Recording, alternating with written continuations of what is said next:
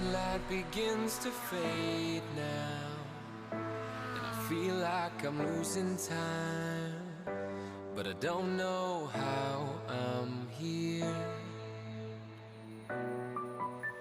The sunlight has turned to gray, and I feel like I'm losing love again. I don't know how I'm here.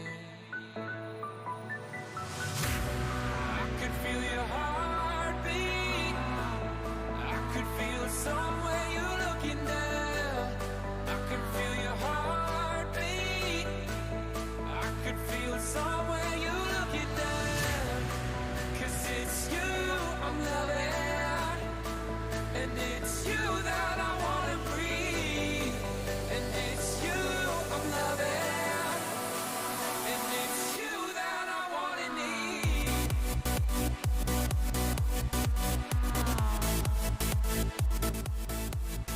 Hello everyone, welcome to Simracersworld TV. My name is Hasse. I'm here with Peter Mackay for round 12 of the Sunday Drivers MX5 series, brought to you by H20. We are at the newly released as free Oran Park. We are down under, Peter and I, in the booth tonight, and exciting is always the word, I think, when MX5 racing is on the point, because this is really a car that brings out the very best in the drivers. Peters, enjoyed to have you along me here tonight, and what are your expectations for the racing we're about to witness here? Well, it's an absolute pleasure to be here, standing in for Jack Werrell. I shall do my best to fill his very large boots here in the commentary box. And yeah, we're here at Oran Park, a wonderful little circuit in Australia, which actually is no longer in existence in the real world. The circuit closed for the last time back in 2010, and unfortunately had a housing development built on top of it, which is an incredibly depressing end to what is a really magnificent circuit. But the foresight of iRacing.com, they've basically immortalised the circuit here in the iRacing simulator service. And given it's quite a tight, twisty, very tightly confined track, it's perfect for this little Mazda MX-5 machine, which, as you rightly said, Hasse, provides such excellent racing, such pure, simple racing, and I'm sure we're going to be treated to a real cracker tonight. Yeah, indeed, and the track here, Oran Park, I don't really have too much experience with it myself, but having scoped it out here before the race, looks like a perfect track for these machines. Tight, twisty, with adequate number of braking zones where you can really get racy with one another. And mind you, the MX-5s are one of the most lively machines you'll find on the sim. It's a car that really likes to rotate, so to say, and it's really a wonderful machine. Once you get into the groove with this car, you're gonna be having fun hours and hours and hours on end. It's an amazing machine, and it's the best example I can really come up with if I were to have to exemplify what exactly it is that power doesn't always make for greatness indeed. Andrew Lovesey here, as we're watching the final minutes of practice, is looking very good for gaining a bit of points on his rival here. But just looking at the standings, Luis Correa 207 points here at the 12th round, but 30 points all in all, with points for fastest lap and pole position, etc. So Andrew Lovesey will then reach there. Kalle Kvistø very much up there as well with 160. Then Bram Klaas with 111. Michael Elliott's got 110.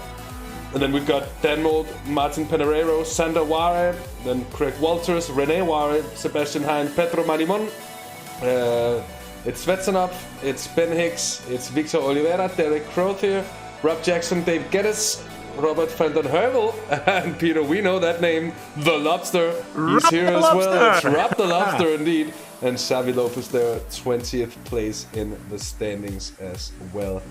So just mentioning that, as I said before, it's the final moments of practice here before we get the qualifying session underway in not too long. And then following due tradition with a short and sweet race here. And let's see what we're into and what we're in for here. And I hope my voice is holding up. It seems to have been happy that I gave it a bit of a rest after the the Dynamics Daytona 500 broadcast earlier today, which indeed got very, very, very exciting towards the end there. Victor Oliveira joining us in chat, hoping for a top 10 tonight, and 13th in practice, Victor there, so certainly it shouldn't be outside of reach. But this is one of those cars, one of those classes of cars where it all really can become tight. And on a twisty track like this, it even has that, it loops in on itself after turns 1 and 2, and you come underneath that bridge as you round it. So it's a really cool kind of place to be racing this. 20 minutes of qualifying getting live right about now. And as you see, there is plenty of haste with coming to the track, Peter.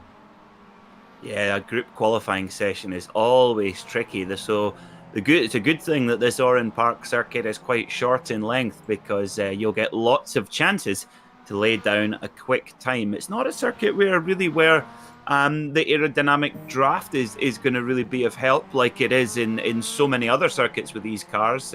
But clear track is going to be incredibly important. So if you don't have that clear track, you've got to try and find it and then set the lap time down as well. But also not let your tyres cool down too much by dithering around on the line. So it always helps as well in these kind of sessions is to try and get in a banker lap as soon as you can, just in case you run into any issues of any sort. But we're going to see that. It's going to be busy the first 5 minutes of this session. Yeah, indeed, and that's what we've seen, or what I've seen at least, the times I've been commentating on the Sunday Drivers MX5 leagues. It is really that making space for yourself and the flying laps that you want to do in qualifying isn't always as easy as it might sound, as Enrico Puttenstein is here, and he's rounding the final corner up the hill here. Really a special one indeed, as you crest it as well as get the car sucked out towards that outside walls. A certain reminiscence with the Wall of Champions. And let's just stay on board with Enrico here. Just turn 1, very high speed in the MX-5s. It's hardly a lift, and then a heavy braking zone with a sharp left-hand turn 2 down the hill and underneath the bridge here. Performance tires indeed would be a thing for these cars. Although, to be fair, I think the rubber they're using is somewhat close to standard. At least that's the way it feels. And as you see, plenty of overtaking opportunities as they then crest the bridge into the more flowing middle sector of the track.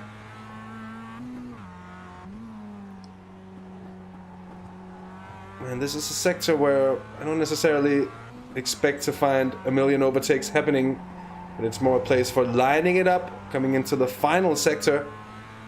But most of the overtaking opportunities at Oran Park and that opening sector on and around and under, if you will, the bridge indeed here. The first couple of times being set right about now. We've got Andrew Lovesey, who indeed is a championship contender in that number 33 car.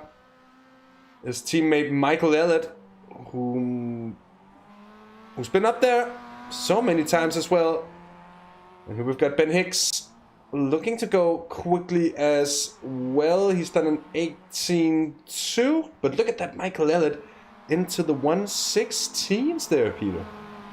Wow, that is really, really quick in one of these cars. And of course, they don't have enormous horsepower. They are very light, which is nice, but they don't have big horsepower. So you've really got to try and keep that momentum up, which is tricky here at Oran Park.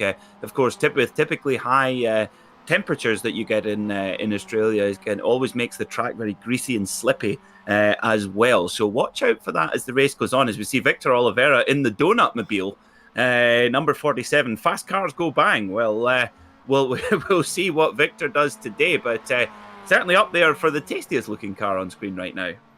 Yeah, indeed. And here in one of the more, I want to say one of the actual fast cars go bang liveries here, the FCGB cars, which are actually very nice looking, and you can do some really cool things with the body shape of the Mazda MX-5.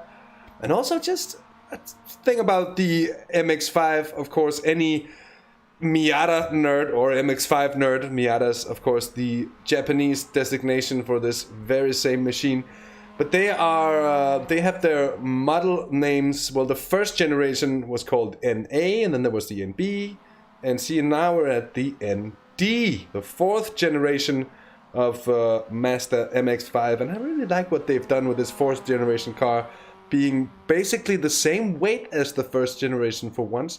It's back down underneath a ton of weight. Packs around 160 horsepower, even in Cup trim. Of course, it's lighter and fitted with a roll cage for slightly increased stiffness. And I think that's pretty much about it. These cars are very, very close to being in stock form. So it'll be interesting to see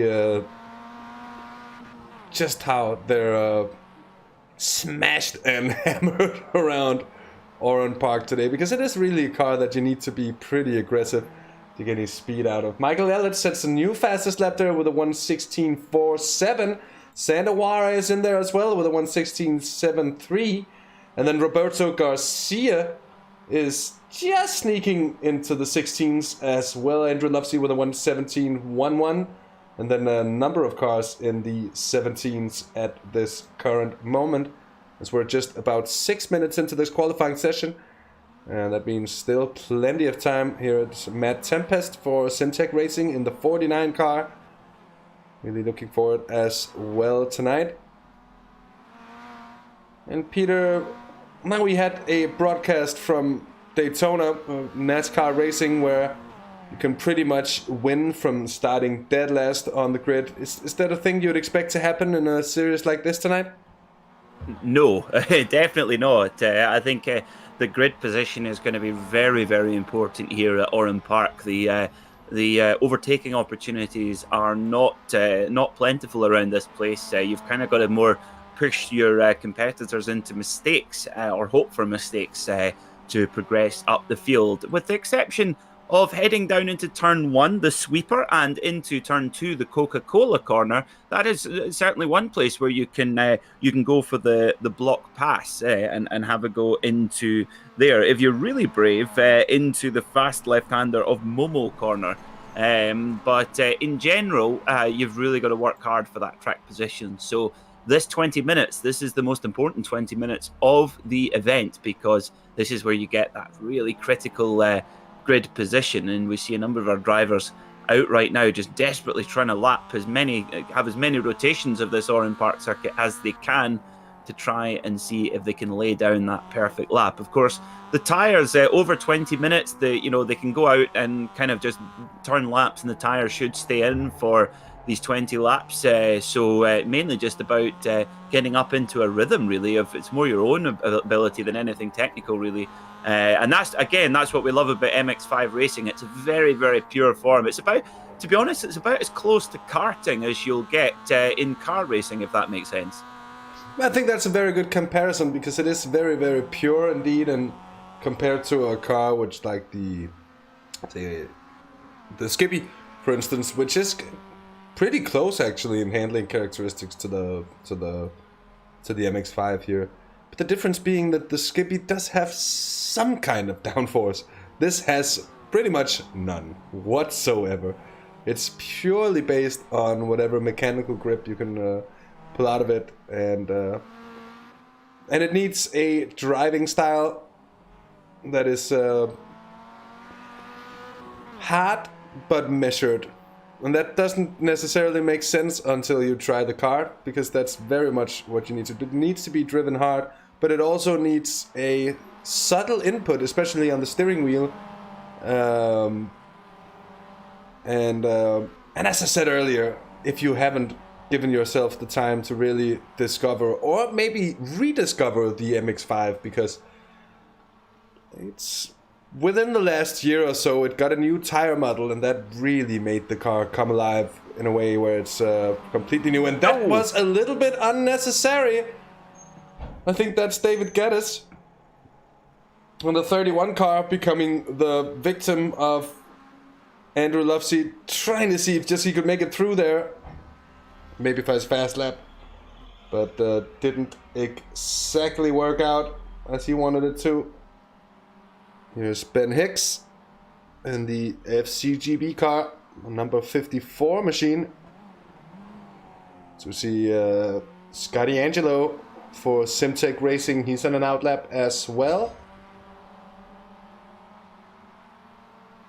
And we've got a pretty big grid as well here for tonight. We're looking at something in the vicinity of 30 cars, which is going to make it all the more interesting. And if you don't really get a good lap in here, still got half the session left, mind you, so plenty of opportunities still.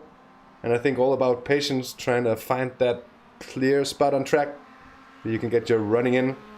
But it's going to get messy in the midfield, I'm quite sure. And it's going to be difficult to make your way through, as you said so correctly, Peter, because there are opportunities, although they are pretty much concentrated in the opening part of the lap.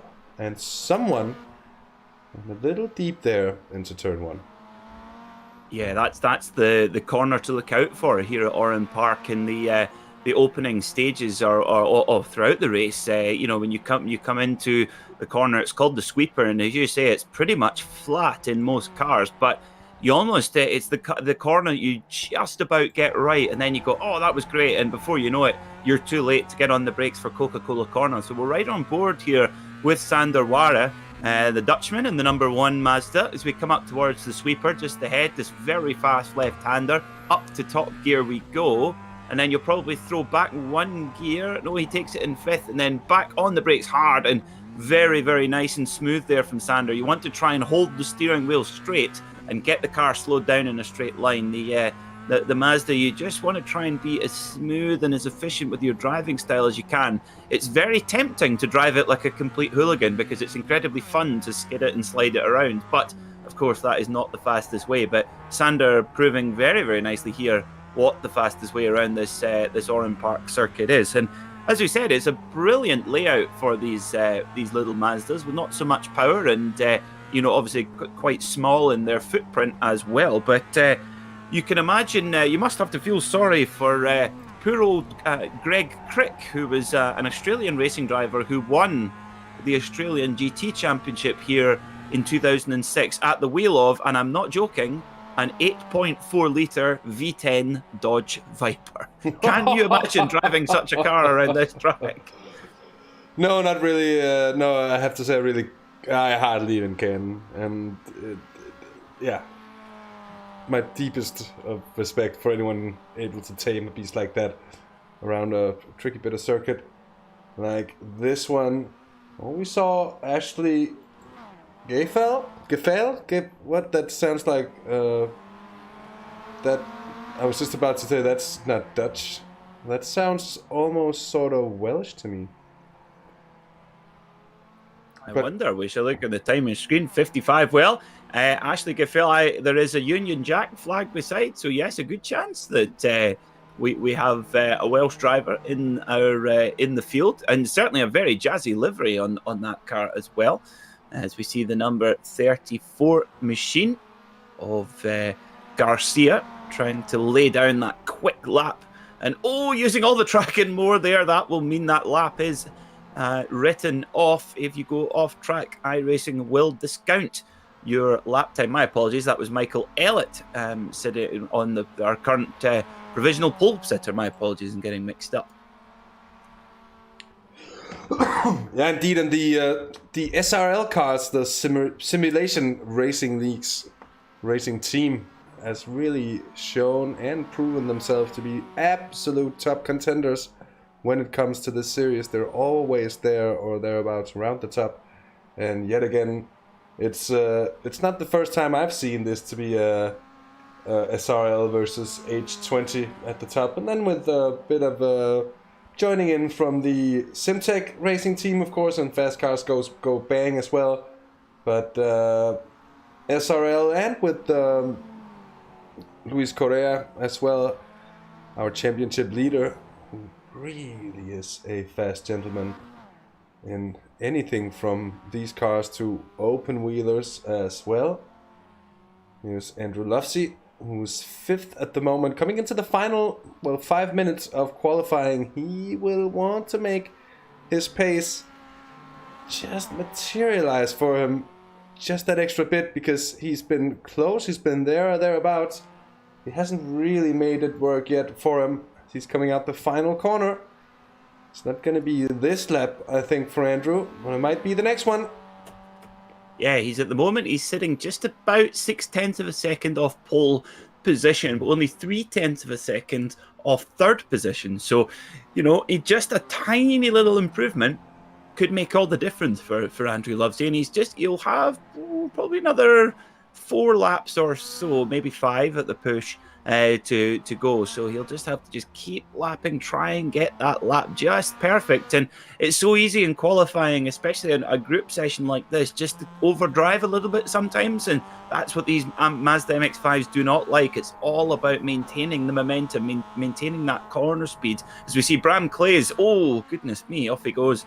And you can see all the drivers wanting to use all the room and more. And of course, here at Oran Park, there is a lot of blind corners as well. So you really need to know the circuit quite well to know where to crest the hills and where to what line to take as well. And notice there that Bram Clays is wearing a Damon Hill replica helmet, which of course is the colours of the London Rowing Club.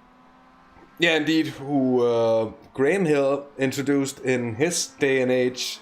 Very much a legend in his own right, Damon, of course, but his father, maybe even more so, or maybe even more so, I think I'd be fair to say. And a family design, we could say by now, that's run through. And of course, I'm the generation of person who was really brought up with the battles of Damon Hill and Michael Schumacher there in the mid-1990s. That's what I grew up with in terms of Formula One. So that I'm reading his design... book at the moment. Oh. Yeah, it's very good actually. Well, I say I'm reading it. I'm listening to it. I like an audiobook rather than a reading book. But yeah, very, very good. Very interesting. Very honest man, Damon Hill. I've found myself warming to him more and more as the book went on. But he was a bit of a mod rocker in his youth. Oh, that actually doesn't surprise me too much, to be honest. That actually doesn't. So we've got Luis Correa watching along here tonight. Welcome, man, our championship leader. He'll be, I think, crossing fingers, maybe hoping that Andrew Loveday doesn't score top points. And Peter van der Noord. Peter, I'm so sorry. I've been trying to make the SDK software obey to what I want to do with your name. And it just doesn't seem to work out, because when I try to make any switches or any changes, it comes and tells me all sorts of strange stuff. Now, it should be said, I'm still learning. I'm getting better. I'm not a complete rookie with the SDK stuff anymore. But it's yeah, it's let's see, maybe Peter, maybe I'll have a go at fixing it. But it's it's quite the thing sometimes. It's a powerful tool. It is. But it's the thing is, I can see it's already in, so maybe I can just remove some of it. That's the thing, is it is an incredible piece of software, the SDK software. So for our viewers watching, you'll see that all the graphics where you see the driver's name on the bottom left-hand side, and of course the timing tower on the left-hand side as well. That's all an overlay which goes over the top of the iRacing broadcast, and we beam it all to you. Oh, have you got some success, Hasse? Yeah, I think so. Yeah, Peter, it's. I'm afraid it's not that simple in SDK. I've managed to. I think it's. If it's better that it says Nord than Fender, then at least we have success. But I've been trying for so long just to make it, because we have a large number of Dutch and Belgian, Flemish and Dutch drivers, for which, of course, Van der and, these kind of Van den Berg, Van der Noord, Van der Heuvel, all these names. Renger van der Zande. They're there, all about. That would be cool. That would be cool to have Renger van der Zande in the Sunday Driver MX5. He'd be pretty good. Very good personal friend Martin van Rijwijk as well. So I do understand. And it's something that I'm running into quite a lot, actually. So if I learn to fix it, well, I'll be all the happier. But anyways, it's good to have you along, Peter. And it is indeed, if we had, like let's say we were the commentators of the Dutch sim racing championships, we would certainly be in a bit of troubles with an entire would be grid cool, of fan and dares and stuff like that. That would be very cool because, as you know, in the Netherlands they have the best snack bars in the world.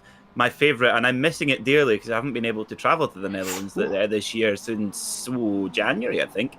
I'm desperately missing kip satay, which is like a kind of either veal or chicken on a skewer with peanut sauce. It's very, very nice. Oh yeah, that's good. That is indeed good. And speaking of snacks and such, of course, the Belgians aren't too bad either, being dare I say world leaders in the French fry game. That's that's certainly a very good reason to visit. Any day. You could say they're the goat of French fries. Yeah. The greatest of all time. That's very much true. True. Plus they know their beer and their chocolate, their waffles.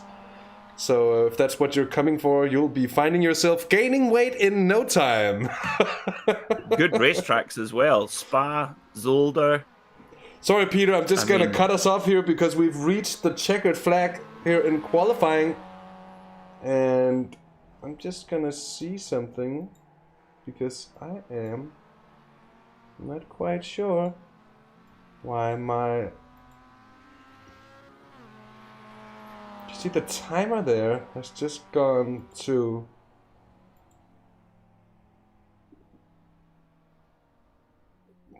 well, it might not tip over, but we are done with this session by now. So Michael Elliott's on pole position, and Andrew Lufsey, he got second in the end, and that's what I was just trying to break us up because it got all too cozy, Peter, there for a minute, and I, for one, just forgot all about actually covering the qualifying session that was actually happening in the background. But Andrew Lufsey did pull out a very good lap time there. He puts in the exact same lap as Stan Mold there, who's in third place at the moment on the grid. And those three guys at the front are teammates in the SRL cars there as well. And that brings back memories of Jerez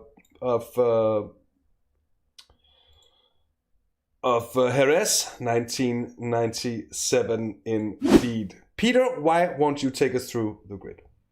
I would be delighted to. So it's Michael Elliott on pole position with a blistering lap time of 1 minute 16.469. Joining him on the front row of the grid will be Andrew Lovesey, just a tenth of a second back. Dan Mould will roll off from third with Sander Wara in fourth place. Roberto Garcia will start fifth. Ashley Gaffel will start sixth, followed by Cali Cavisto, Victor Oliveira, Bram Clades, Ben Hicks, Matt Tempest, and Scotty Angelo. In 13th will be, if we have time, will be Rennie Wari, Martin Pinheiro, Javier Lopez, Henrico Pudenstein, Johan Vanberg, Rob Jackson, David Geddes, Peter Van Noord, Neil Armstrong, Harry Bowen, Timo Paya, and Peter Reed. And finally, Alvaro Rodriguez, Derek Crowther, Arturo Davila, and Ayardin Chistavanov. Neil Armstrong, wow. Well, I hope we won't have anyone sent to the moon in this race, Hasse. I don't take it's going to be the first time that Neil has heard that kind of joke in a race that's in. But look at this, and we're green. That came quicker than I expected, and we're watching Andrew Lufsey get a good start. He's trying to get the run on his teammate Michael Elliott. Look at Dan Mould there defending well from Sandawari. It's still Garcia, Quisto Oliveira. And they're all looking to bunch up into turn one. And let's see if everybody makes it through. So it seems. Oh, they're four wide and they're munching one another, the MX-5s, and they will have to stop. Oh, that's a terrible place for them because they're just going to bunch up into this incident now. Oh, my word. Look at this. Another look here. Rob Jackson. Yeah, that's not going to make us any wiser on what actually happened there. And oh, what a terrible, terrible first corner for such a number of cars there. But out ahead, it's SRL 1, 2, 3 with Andrew Lufsey, Michael Elliott, and Dan Mould and Sandawari.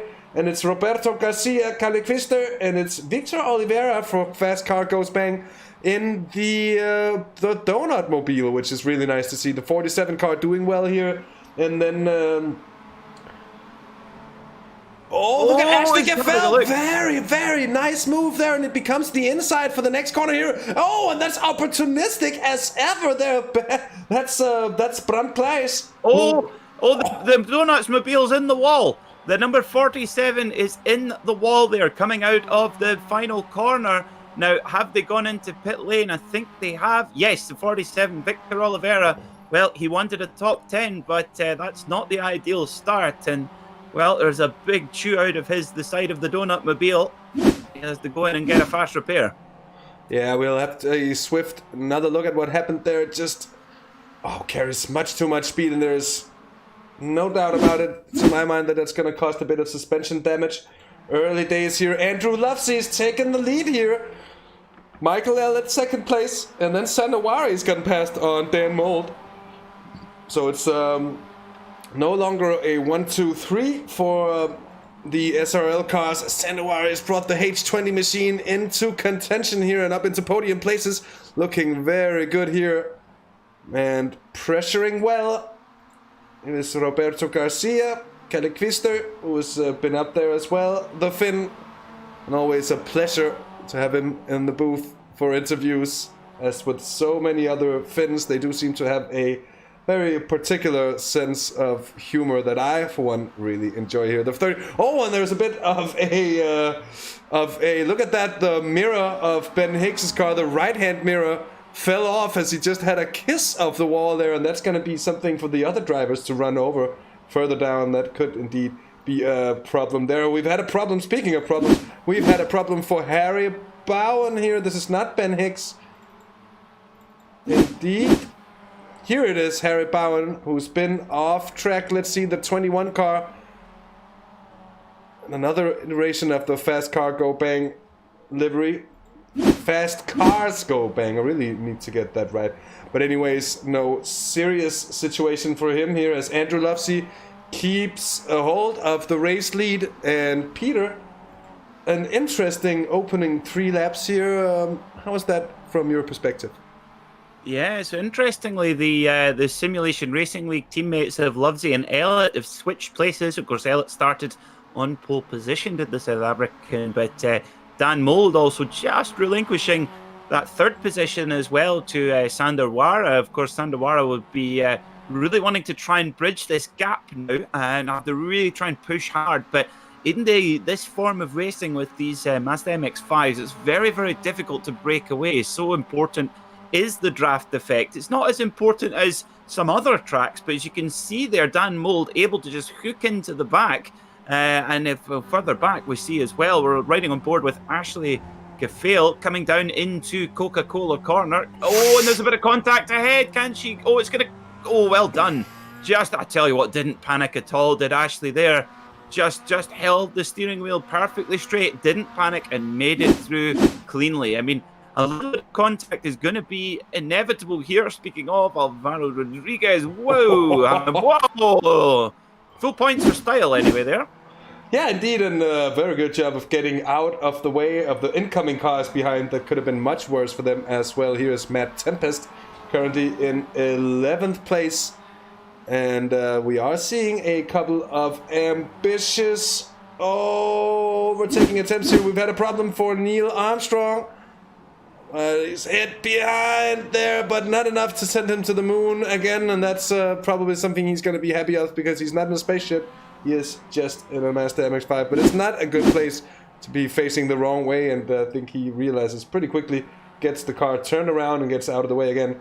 So, be pretty safe in the end. Here is Sandawari under pressure still from Dan Mould. Let's go on board with the car there of Mr. Wari here. Oh, we're right in the we're basically in the exhaust pipe of Sandawari's Mazda MX-5. Looking back to Dan Mould here, we've gone underneath the Yokohama Bridge. We're about to loop right round by Shell Corner and now towards Champion Curve and then go over the Yokohama Bridge. So obviously whoever was in charge of selling corner sponsorships at Oran Park was very good at their job at the time as well as we go through. Brilliant to have a kind of crossover circuit. The only one I can think of is Suzuka and possibly Twin Ring Motegi. Does it cross over itself? Yeah, Motegi does, I'm quite sure, and Suzuka definitely does. And is there any other tracks that... But there are some out there, but... If you're watching on YouTube, let us know if you can think of one. I don't think Macau does.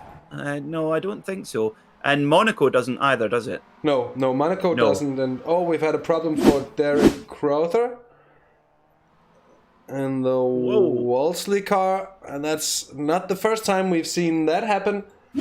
Taking a little bit too much of the inside curb, and look at this Dan Mold having a look here at Sanawari. He goes very deep there, but manages to defend so well here, but then yet again deep into turn 2, and now they're side by side, and I think it's gonna look good for Dan Mold, but it is the inside line, however, for Sanawari. It's tried for another cutback attempt here. Brilliant racing. And this is exactly what you mentioned earlier, that the slower pace of these cars in turn makes it possible to just drive that much closer to one another, and that makes the racing all the better. It definitely does. And also you notice there that Dan Mold had the inside line there going through the sweeper and into Coca-Cola Curve, the second corner. But because if you're going to take the inside line there, you have to make sure that you get the move done, because if you don't, then your opponent will have the inside line for the right-hander of Shell Corner. So let's see if he tries the same move again, or perhaps tries the outside line. And I tell you what, Sander Werrell was incredibly late on the brakes, and you could actually hear on the broadcast him throwing gears at it, changing down the gears, trying to get the engine braking effect. As the number 8 car just going into the wall there a little bit. That is Bram Claes. Rubbing the wall, so that will definitely have an effect on the performance of his Mazda MX-5, and immediately it's got the number 4 car of Pinheiro looking to go by as they wiggle through. They are just basically dancing on the edge of grip, as you always are in these cars. But look at this, Claes still has the inside line going through to Shell Corner, so you can run wide there and get away with it. Speaking of, we've got Dan Mold here. I think he's close enough to get it done here. He's got the inside line for the sweeper. He snipped across the nose of Ware, and yes, gets it done this time. Yeah, indeed. So it's back to a 1, 2, 3, and someone's had a problem here. And speaking of Dan Mold, he's had problems here, and he's actually made the car go all the way around. So Ware gets around, and so does his teammate. That's Kalle Kvister, the Finn. Cool, calm, and collected, both of them, as they got around their spinning teammate. And let's see where he was able to rejoin. He's down in 13th place. And Michael Ellett has had a problem as well. So terrible moments here for the Simulation Racing League cars. And it just snaps back at him. And speaking of bad places to find yourself, Michael Ellett, the South African, very quickly finds out that he really needs to get out of it as well here. So a bit of a throwabout of the standings here all of a sudden at the top. It's still Andrew Lovesey, who seems to be very cool, calm, and collected. He knows he can't really afford to make many mistakes up there. He needs every single one of them championship points. Here is Sander Ware, though, finds himself in 2nd place, and Kalle Kvister, the Finn, close to the Dutchman and fighting for it still here. So it looks very good for him as well. And then Ashley Gefell has had a problem, and that's a bit of a nudge from behind, I'm afraid. And that was not how you do that, I want to say. I think that was that Roberto Garcia with the nudge? Might have been, well, I'm not quite sure here. He's on the tail of Michael Ellett. He's got Ben Hicks for company as well, and Martin Penerero, the privateer, and a very, very nice light blue livery of the MX-5 here. Then Bram Claes and Matt Tempest, the 2 teammates there. And then René Ware, the brother of Sander Ware, of course, he's in 10th place at the moment, with Ashley Gefell on the wheel. And it is a very jazzy livery. It reminds me of the sort of coating they put under new cars that come, for instance, to the Nürburgring for testing. It is, of course, a Year 1 racing livery. Year 1 custom flip-flops. What a great sponsor to have, a custom flip-flop company as well. I also noticed there that, and I think it looks like, Sander Ware's got a pretty similar helmet. Seems like the Ware's particularly, but they seem to have a Jeroen Bleekemolen replica helmet, of course, in the Dutch national colours, the blue, white and red. Well, that's very true indeed. I actually hadn't noticed that, but to be fair, I hadn't really had the time to look at any helmets, so it's nice to have a gentleman with such an eye for detail as yourself, Peter Mackay. Oh, and Alvaro Rodriguez has had a problem here. That's from somewhat further down the order, just a touch of the grass. That's into Coca-Cola, I believe. Or turn 2, if you will. Staying off the track on the outside for a bit as well then. Kari Kvisting. Oh, look at this. Right on the tail now of Sander Ware. Yeah, this is Kalle Kvisto, the Finnish driver. Really hassling Sander Ware now. And this isn't what Sander Ware needed. He needed a little bit of a rest to be able to put in some clean laps. Once he'd got rid of Dan Mould, needed that clean time to be able to try and catch Lovesey in the leading car. But for Lovesey and also for spin. So who was that? I'm afraid that was Bram. Number 8. Yeah, that's Bram Klaas. Oh, look at this. Just as I was about to say, they're going 3 wide, and I would say that's a little bit ambitious, and so it was indeed. Here now it's Peñarero with Matty Tempest on his wheels, and Arturo Davila has been off for quite an excursion as well. I think that looks like fixing some technical issues or some things. And why would you go that slowly for that long? Like having to reset the wheel or pedals or something like that, which, by the way, happens quite a lot more often than you'd actually expect it to. You don't see... Especially if your name's Jack Werrell. That's a very good point indeed. So, close battle here between Martin Peñarero and Matt Tempest. That's the battle for 7th place. And further up the order, look at this here, Sander Ware is still having to defend from Kalle Kvisto, but the Finn not really able to bring it in there. Oh, Emanuela telling us that the go-kart track at Zwartkops Raceway in South Africa has a crossover configuration as well. So there's one. Thank you for that fact, Emanuela, and I'm sure Peter Mackay has already noted that down in his in the back of his brain. Most of the go-kart tracks, certainly the indoor ones in Scotland, do have a crossover. I'm not sure if go-kart tracks count, but anyway, we'll give that one. There's in Scotland we have one in Falkirk, which has a crossover, and also one in Cambuslang, which if you're planning a holiday to Scotland, don't go to Cambuslang. It's not the most glamorous place in the world, but a good go-kart track, good fun go-kart track.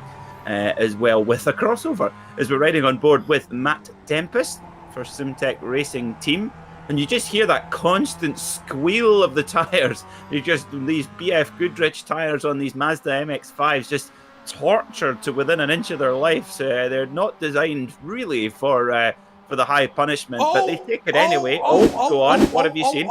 Sander Ware has had a problem, and Kalle Kvisto has come by. Look at this, Sander Ware on the outside there. He's lost it. And Kalle Kvisto is now up into 2nd place.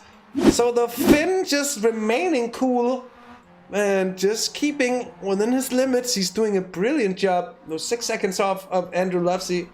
He's been impeccable so far. Has brought him up to 2nd place. So now Sander Ware 3rd, then Michael Elliott and Roberto Garcia, relatively close to one another. Peñarero is here. He's got Dan Mould for company. He's going to be trying to make a return here. And, I'm afraid Peter van der Noort has had a problem. Peter of the North. Yep. Oh, just a little bit late on the brakes. That's a very, very typical mistake here at Oran Park, going into the Coca-Cola corner. Maybe they called it the Coca-Cola corner because the gravel trap there is so sticky there. It seems to attach so many cars. It seems to trap so many cars there coming out of that turn 2. But interestingly, Lovesley and Ellett are the two former leaders. Of course, Lovesley's still in the lead, but Ellett dropping back. They're the only guys that have broken the 1:17 barrier, so they have just that little bit more pace than the rest. So for Ellett, he'll be trying to chase down Sander Wara, who's now in third, and look at that, he is noticeably so. So it'll be interesting to see what Sander Wara chooses to do, if he decides to fight Ellett much, or whether to sort of tuck in behind him and try and get dragged along into the lead battle with Cavisto and Lovesley. That's a very good point here. Also, Roberto Garcia in 5th place. He's kept it very cool so far and hasn't really been entangled in too many situations.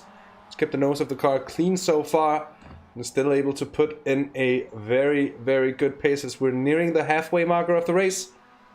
Oh, Enrico Puttenstein has had an off-track excursion. Let's see where this is. It's two H20 cars close to one another in close proximity. Oh, and Puttenstein goes somewhat deep on the brakes. Oh, then careful rejoining that he makes well sure he is, so that's good to see. Oh, look at this Sandawara now really having to defend from Michael Ellett, who's really closing in on the Dutchman. No absolute sense here into Coca-Cola, Peter. Yeah, and Garcia right there as well. He's just very, very cleverly just tagged on the back there in the 53 machine, tagged onto the back of the 34 of Ellett. Of course, Ellett spun, remember, from 2nd place earlier on, and Roberto Garcia just stuck in behind him and just followed his every move, and that has allowed him to be dragged up into, this is, of course, the battle for the final spot on the podium as it stands. But Sander Wara, although they've caught up with Sander, he's not going to give this one away easily as they come into the back part of the circuit where it gets really undulating, and you can just see that little bit of advantage that Ellett has, just that tiny little bit in each corner. As whoa, we're getting very, very close now. You can see inside the radiator grille of Ellett's Mazda, and as he looks to the inside, he's going to have a look up the inside on the final corner. Sander spots it, tucks it back and parks the car on the apex, but Ellett will hope to try and drag race all the way down to the sweeper and then shove it up the inside, going it down into turn 1 and 2.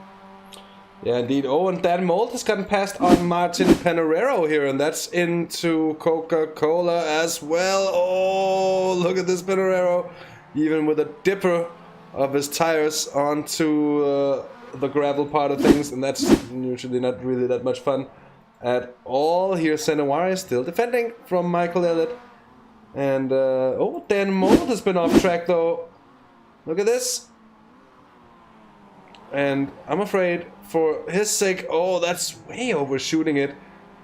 Just about a lap after, and they come sailing past as well. And he gained 1, he lost 2 places now. Dan Mold down in 10th. And further down the order, worth noting as well that we have a couple of battles going on here. Rene Ware is trying to hang on to the rear end of Dan Mold, who certainly doesn't lack pace, but just needs to find that consistency. Here is Neil Armstrong chasing Johan van den Berg. I love that. We've got the Dutch learner driver plate on the back of the car. I love that. That's fantastic. That's brilliant indeed. Of course, it's got to be orange and blue. Of course. Yeah. What else? So, oh, look at this! Look at this! Catequister getting all racy here with the Sandawari and trying to find a place to send it through there on the inside, but Sandawari showing that racecraft is aplenty in his mind. He's really doing well when it comes to placing the car at just the right point, making it very, very hard for anyone to get in. And of course, it's not Catequister, I'm sorry, it is of course the South African Michael Ellett, because Catequister is well ahead of this battle by now. 5 seconds up the road in second place, really doing well. And the same goes for championship contender Andrew Lovesey, who seems to be on course to at least being close to putting in a top tier performance, trying to get back as many points as possible on Luis Correa. He's certainly going the right way about it, isn't he? Just perfect.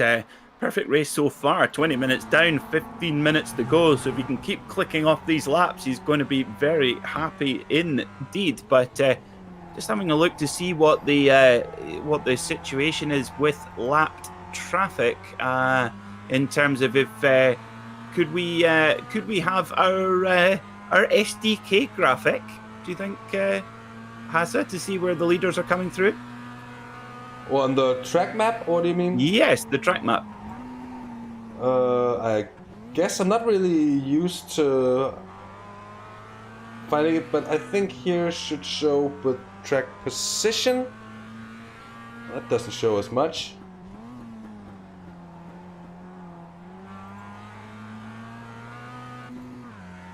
Well, we can see a single car, but that's about it. It doesn't want to show us any more than that, so it's one part of SDK that I haven't messed about with too much. And that's usually because Chas dislikes it so much that we just kind of forgot about the fact that it actually exists.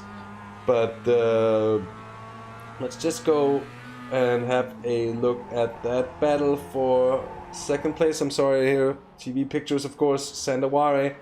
Michael Elliott still on the tail. And then Roberto Garcia having lost a little bit of time. Further down the order, it's Martin Penorero who's still attacking on Dan Mole. Still Ashley Gayfell on the tail of Martin Penorero. Gets a poor exit there, and that might open up the door. But Ashley's on the outside, so what will they do here? I'm not quite sure. As coming into turns 1 and 2 is indeed the most critical part. Overtaking wise here, but no real chance this time around. And as I say that, Penorero goes wide and wide enough to almost open the door there, so I might have been a little quick on calling that. Here's Peter Reed. Oh, there's a bit of a... There's not the first mirror we've seen being chopped off there. A few side mirrors are going to get collected after the race, and hopefully the mechanics will do a good job of putting them back on. Otherwise, it's going to be a bit of a bill. For each and every car owner, of course, a side mirror is, of course, not the worst type of damage you can incur over a race like this, but still. A bit more aerodynamic now. Oh, is it 50 of Peter Reed is off again? Oh, right. Well, Peter Reed is off. So let's get it. Oh, look at that oversteer. Isn't that fantastic? Slow motion shot here. And, it's you could have, I tell you what, it's get the photograph before that, and it looks spectacular. Yeah, for a moment there it would have looked like a heroic piece of oversteer, and then all of a sudden the car snaps on you. That's really the problem with these machines in the end here. Oh, Penorero, here comes Ashley Gayfell. Are they going to get it up the inside this time around? I think so. With a good run of overspeed there in through the kink, and that's the place to get it done before the braking zone if you want to be sure. And someone's off at the front there. Who's that? I think that's Ben Hicks, if I'm very much not mistaken. And that's opened the door that's opened the door for Dan Mold. Yeah, I think it was Hicks who is off there as well. So we're looking at Dan Mould in the 80 machine. Yeah, there's Hicks off in the right-hand side. And we've got the Donut Mobile off up ahead as well for Victor Oliveira. No, big punt there. Ashley Gafal's been turned around by Pinheiro. Oh, that's controversial contact there. So let's get a look at it. This is the really slow corner. Pinheiro goes for a gap which probably isn't there. Maybe just put off slightly by the 47 car, just going slow on the inside. And Pinheiro goes by, and Gafal... what a shame. And more drama because Roberto Garcia has had a problem again. Look at this on the outside here. It's the turn one, and he made contact with one of the H20 cars. And mind you, this is a car running in the top 5. That was Sandawara as well. No, it's not. My apologies. No, it's not. No, it's now. Apologies. Number 7 car. That is Artura de Villa, same livery, and they were on track together. So that's a lapped car. So already That's 2 examples where lap traffic in around this very short Oran Park circuit have caused some big problems. And Dan Mould has had an incident as well with Garcia. And Ben Hicks does very well to avoid it. He's in a very bad position there, I'm afraid. Dan Mould does. He knows that there isn't really much to do. Just try to hold your brakes, remain still.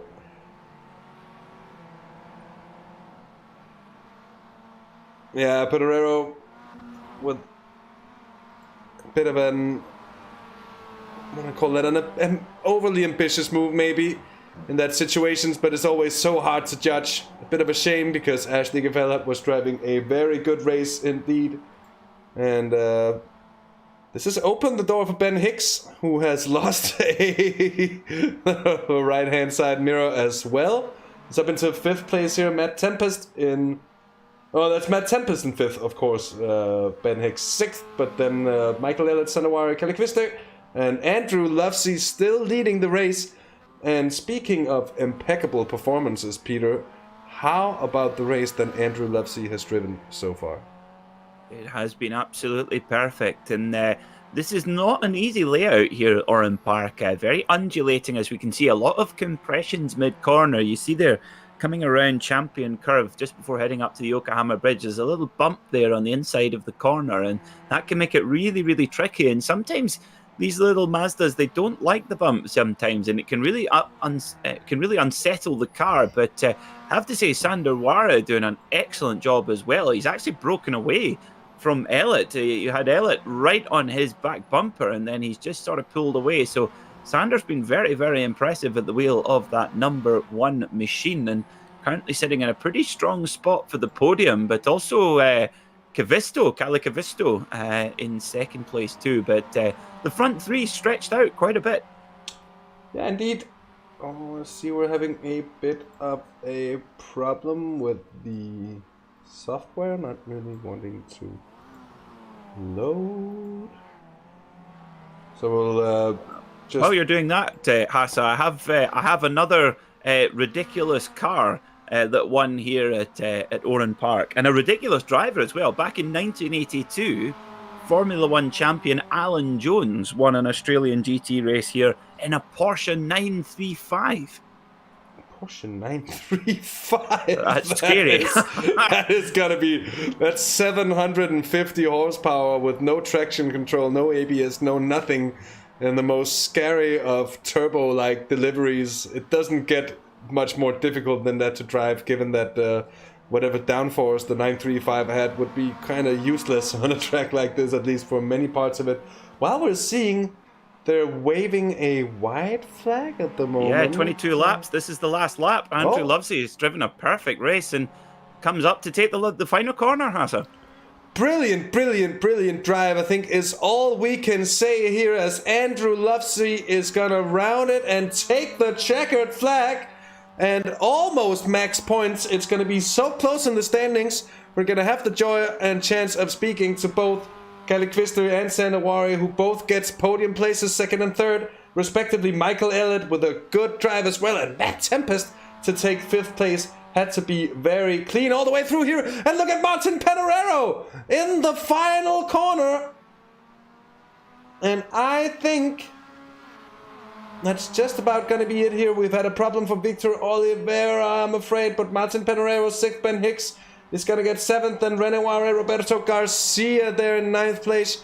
Ashley Gefell in 10th.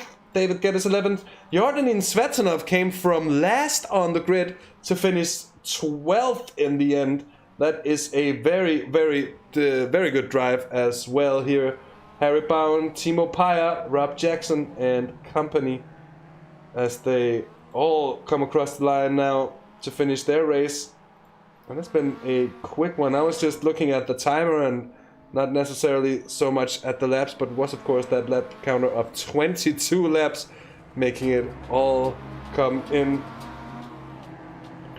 So a really eventful one yet again, I like to say, Peter.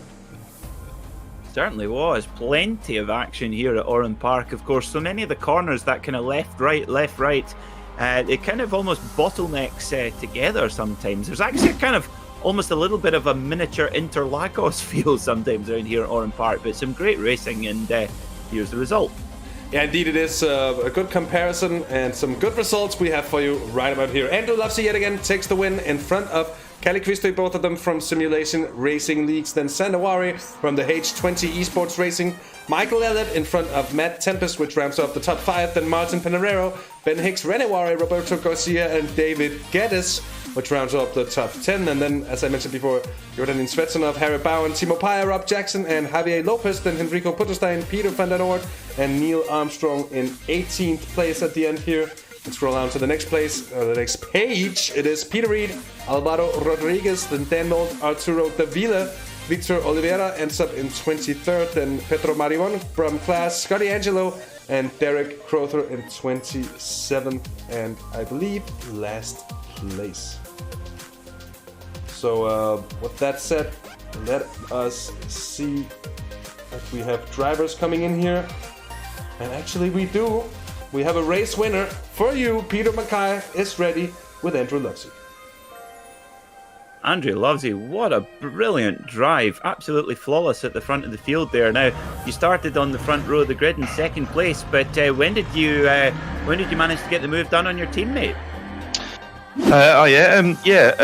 Basically, I thought Mike's a lot quicker than me. It's the first time I've raced around this track tonight, actually, so he had a lot of pace.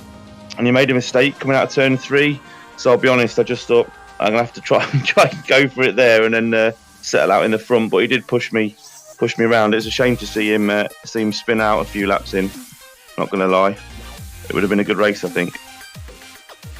Well, it certainly was. And once you were out front, I mean, it's always a long race when you're out alone on your by yourself. How did you keep the concentration over the 22 laps?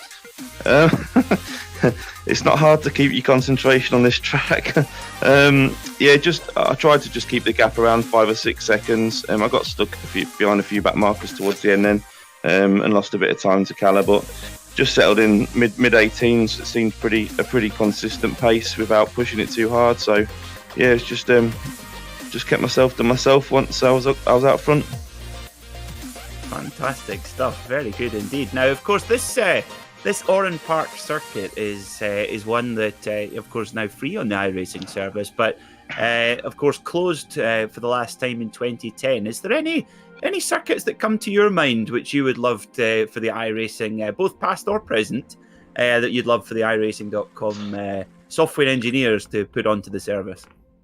Well, I think that my main one would be Monaco. I'd love to see another street circuit in. I think Long Beach, if they completed that would be great. I do enjoy going around Detroit. So other than that, Hockenheim I think would be a great track as well. It's got a couple of really good passing places. It's nice and quick. So yeah, I think there's obviously I think the selection of tracks is already brilliant. And I reckon we'll probably see Hockenheim in the next season or two, I think, from what I've read on the forums. Well, that will be very cool. I'm looking forward to Hockenheim coming on in Monaco. That's a great shout. One I've never thought of. Now, while you're here live on Simracersworld TV, and as the winner, is there anyone you'd like to give a shout out to live on the broadcast? Just a shout to the rest of the SRL boys, Kalle, Mike, Dan had a bit of a bad race this week, so that's a bit frustrating for him. Obviously, Blade first couldn't make it this week, and the sponsors Pinjin, SM Computers, Loki Films, for helping us with the group, running the group day to day. So yeah, and obviously you guys and Sander for the league and the comms. Well, it's absolutely our pleasure. Congratulations on the win, and go and enjoy it. Cheers, thanks a lot, guys. So that was Peter Mackay with Andrew Lovesey, and I'm gonna just continue with our talks with the podium finishers. Here is second place finisher Kalle Christie. And Kalle, thanks for joining us after a very cool, calm and collected performance, I want to say, in there, just gaining the track positions whenever the car in front had problems. Was that your feeling out there as well, as you were just gaining as the others made their mistakes? Well, yeah, first of all, I was quite surprised I don't know what happened to Michael. I saw him in the last corner facing towards me, and then Dan spun in front of me a couple laps later, maybe. But yeah, I was having a battle with Roberto Garcia, and then with the Sander, and I just couldn't find any like real overtaking opportunities. So I decided to pull out this, show yourself in the mirror move, and maybe they just made a mistake because of that, and I managed to get past by. And a real race of attrition here. I think we expected that in the booth. I think a lot of drivers expected it as well out there. We heard Andrew talking a bit about Oran Park being a different place and a difficult place now, free. Andrew also, and I want to talk about this because he's very close in the championship standings now with Luis Correa, and of course a teammate of yours. What are your thoughts on that battle going on into the late parts of the season? I'm not quite sure what the actual situation is, because there are like 3 drop races that you can have. So I'm not quite sure if those points are like realistic. I don't know. But yeah, of course, close battle is always nice. And I think Andrew is already having 3 drop races. So if he have one bad race, maybe even I can get close to him. I don't know. And just before we let you off the hook here in the booth from Peter and I, is there anyone you'd like to give a thanks or a shout out to while we've got you live on the air, man? Yes, you guys always, and it's great fun to watch these things afterwards, and all the sponsors, and Sander is a great league, and all the drivers. That's about it. Thank you, guys. Well, thank you, Kalle, for joining us here for a post-race interview. It's always the pleasure, and hope to see you here in the booth again after another podium finish next time around. We've got one last interviewee ready. He's ready to talk to you in a short moment with Peter Mackay. And it is, of course, our third place finisher and league organizer, Sander Warren. Sander, welcome to the Simracersworld commentary box. You had to fight hard for that podium. How does it feel? Yeah, it feels good. It was a long time coming. I took 7 last season and no podium yet this season. So finally it came. And finally I didn't get involved in any incidents in the first few laps, because that also happens almost every race this season. So it was a good race. Yeah, there was certainly plenty of them going on around you, that's for sure. Now, I noticed that your helmet is very obviously in the Dutch national colours, but also very very close to a Dutch Le Mans winner, Jeroen Bleekemolen. Is that deliberate? That is not deliberate. If I would choose a helmet to be close to someone, it would be Jos Verstappen, probably, as I have him higher up in my ranks. But and Max, of course, is the is the good equivalent of that. But no, it's not. It are the Dutch colors, but that's about it. Ah, well, interestingly, when Jeroen won Le Mans, it was with Jos Verstappen, of course, and Peter van Merkstein. So that's a nice connection there as well. Now this is a bit of a tradition here on Simracersworld. Whenever I have a Dutch person come in for interview, as you can probably tell, this isn't a typical Lewis Hamilton, the soft tyre was great interview. This is an alternative Simracersworld interview. So every time we have a Dutch person come into the commentary box, I always ask, when you go to the snack bar, any time of day, but normally 3-4 in the morning, what is your choice? What do you choose when you go to the snack bar in Holland?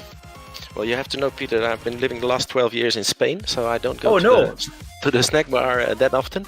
But if I go to the patatje oorlog zonder uitjes, which is like fries with mayonnaise and satay sauce or all mixed together. And I'm not sure if you can do something with that answer. Yes, that's a very good one. Mine is either a croquette or kip satay. I do like kip satay. That's very good with krupuk. Maybe I can join in with a question then, Sander, because having heard about your living in Spain, maybe it's not your favorite Dutch snack, but your favorite tapas we should be asking about then. Yeah. Well, I live in Catalonia, so for me, the the pan con tomate is definitely a favorite one, which is bread with tomato sauce, more or less. Or tomato sauce, not. It's like just fresh tomato. Oh, wow. That I'm is getting so very This is hungry going now. a very strange director. I thought I was going to. Well, with me and Peter in the booth, you never know where Yeah. the interviews You are never know where you can going. end up. I'm never going to ask you. So, did you just soften off the rear anti-roll bar to get that to turn? No. We just, we just use the baseline setup. Everything is the same for everyone, and it's just sliding around on this track.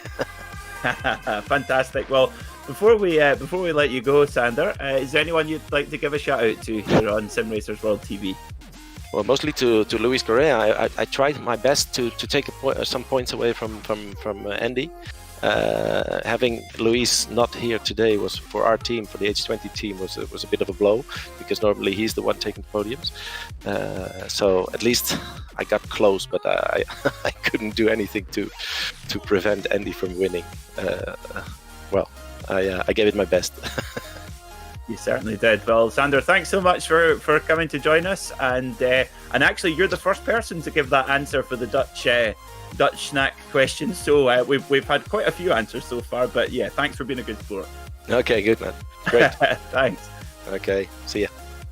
So that was an alternative but still very interesting interview with Sander Ware, our series organizer and podium finisher in third place today. That's also gonna mark the end of tonight's broadcast from myself and from Peter Mackay. It has been a pleasure having you all along. Thank you so much for tuning in with us here on Simracersworld TV. Leave us a like if you've liked what you've seen, and if you want to see more, you know where the subscribe button is. Remember the bell icon if you want to have a notification of whenever we go live, which by now is multiple times a week. Basically, we've got I don't know, but we got every second Wednesday the GT Pro Series, the Simracersworld GT Pro Series, GTE cars. Really, really high level of racing there, and that's going to be with me, myself, and I was just about to say Peter Mackay. That's absolutely not true, because that's with Jack Werrell in the booth alongside me. But then Jack joins up with Peter Mackay on Thursdays for the GT Evo Series. We've got Chas Draycott commentating on the F3 Series on the reverse Thursdays of those, if you will.